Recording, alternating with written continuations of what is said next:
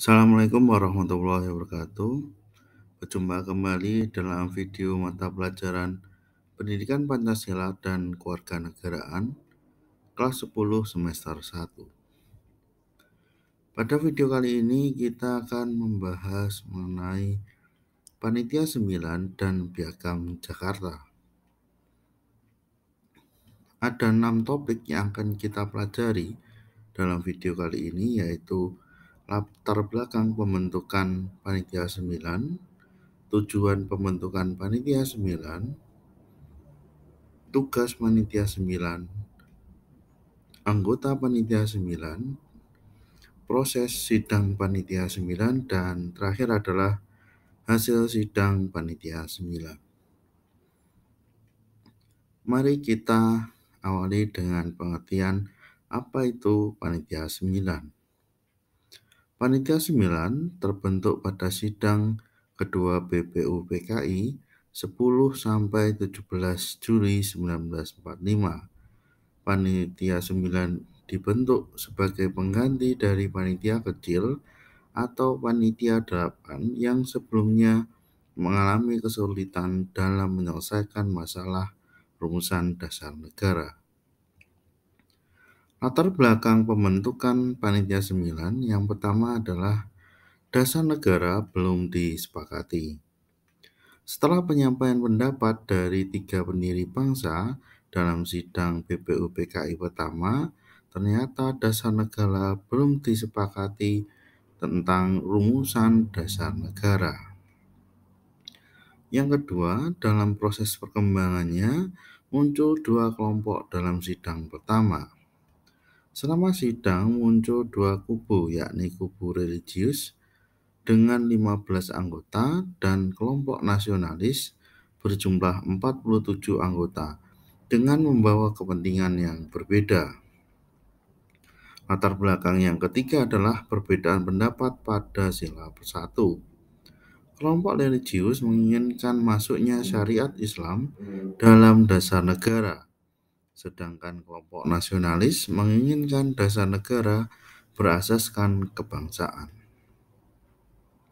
Tujuan dibentuknya Panitia 9 ini adalah sebagai tim kecil yang dibentuk BPUPKI guna mempersiapkan dasar negara Indonesia. Dengan adanya tim ini, diharapkan Indonesia bisa meraih kemerdekaan dengan segera mungkin. Ada 2 tugas pokok yang diemban oleh Panitia 9. Yang pertama adalah menampung aspirasi dasar negara. Panitia 9 bertugas untuk menampung berbagai aspirasi tentang pembentukan dasar negara Indonesia. Yang kedua, Panitia 9 bertugas merumuskan dasar negara.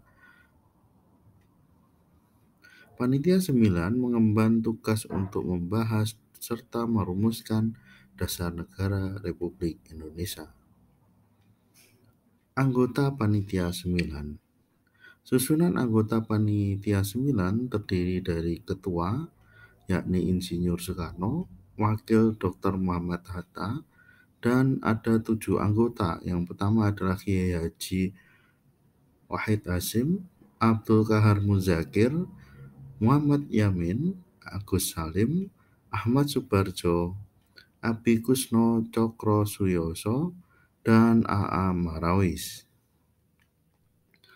Proses sidang Panitia 9 diawali dari awal pembentukan.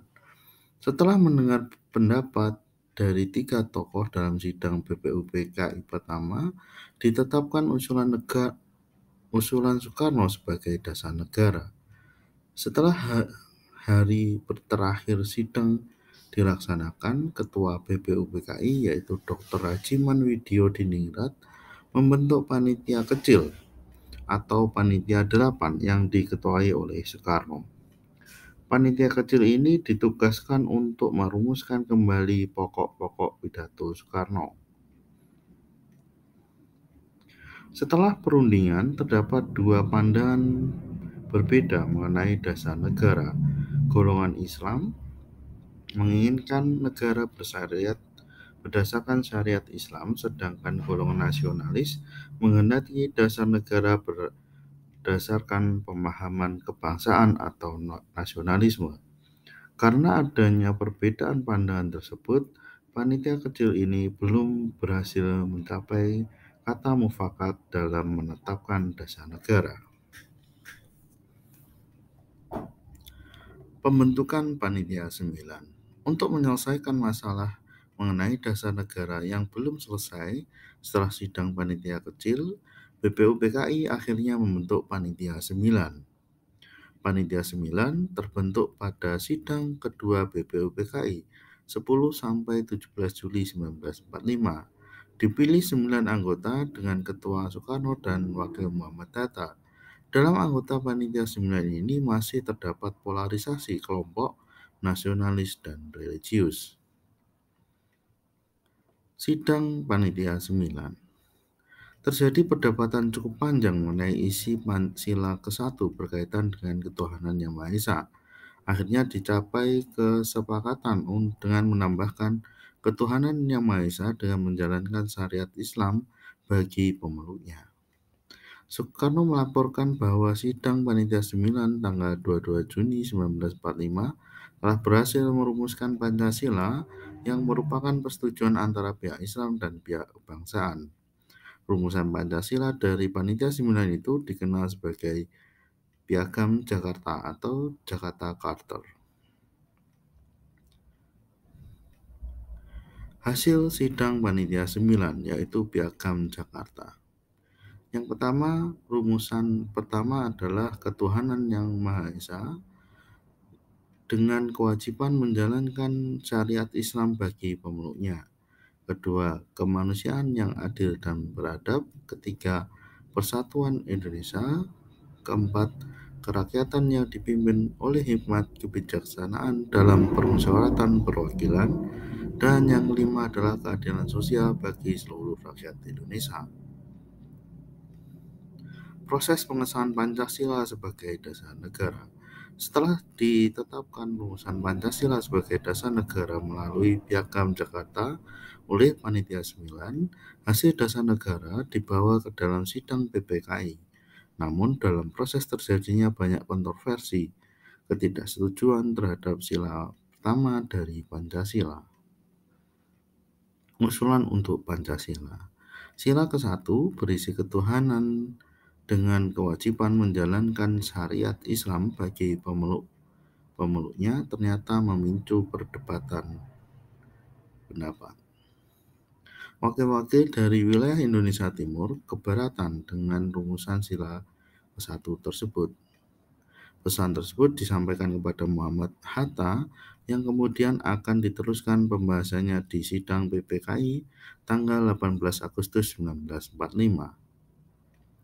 Sidang PPKI 18 Agustus 1945. Sikap Muhammad Hatta menyadari bahwa penolakan terhadap pesan tersebut akan mengakibatkan pecahnya negara Indonesia merdeka yang baru saja dicapai, yaitu 17 Agustus 1945. Sebelum sidang BPUPKI dimulai, Hatta mengajak Ki Bagus Hadikusumo, Wahid Hasyim, Kasman Singodimedjo, dan Tengku Hasan untuk rapat pendahuluan. Diskusi tentang keberatan terhadap rumusan Pancasila dalam Piagam Jakarta. Hasil sidang disepakati agar Indonesia tidak pecah, maka sila pertama dirubah menjadi ketuhanan Yang Maha Esa. Demikian video pembelajaran kali ini. Apabila ada kekurangan, saya mohon maaf. Sampai jumpa dalam video pembelajaran selanjutnya. Assalamualaikum warahmatullahi wabarakatuh.